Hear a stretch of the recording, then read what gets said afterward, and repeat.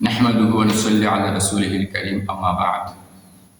সম্মানিত দর্শক শ্রোতা, আমাদের অঞ্চলে একটা কথা প্রচলিত আছে যে আসরের নামাজের পরে কুরআন তিলাওয়াত পড়লে হাদিস পড়লে বা লেখাপড়া করলে ক্ষতি হয়, মেধাশক্তি কমে যায়। এইরকম একটা কথা আরবিতেও আছে, মান হাব্বা কারিমাতাহু ফালা ইয়াকতুবান্না বা'দাল আসর। যে ব্যক্তি তার চোখের আলোকে পছন্দ করে, মহব্বত করে, সে যেন আসরের পরে লেখাপড়া না করে। এই কথাটা কতটুকু সঠিক?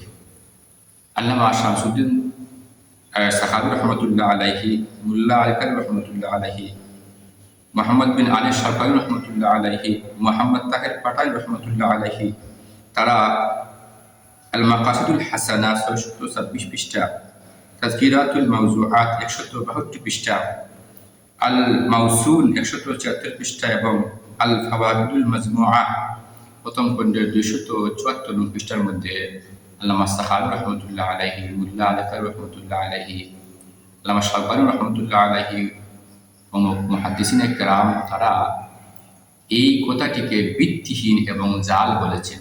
এরকম কোনো কথা কুরআন এবং হাদিসের মধ্যে নেই যে আসরের নামাজের পরে কুরআন পড়লে অথবা লেখাপড়া করলে অথবা হাদিস পড়লে তার মেধা কমে যাবে, স্মরণশক্তি কমে যাবে, তার ক্ষতি হবে। এইরকম কোনো কথা কুরআন হাদিসের কোথাও উল্লেখ নেই। এটা একটা ভিত্তিহীন কথা। সুতরাং কোনো মানুষ ইচ্ছা করলে আসরের নামাজের পরে কুরআন পড়তে পারে, হাদিস পড়তে পারে অথবা যে কোনো ধরনের লেখাপড়া করতে পারেন, কোনো অসুবিধা নেই।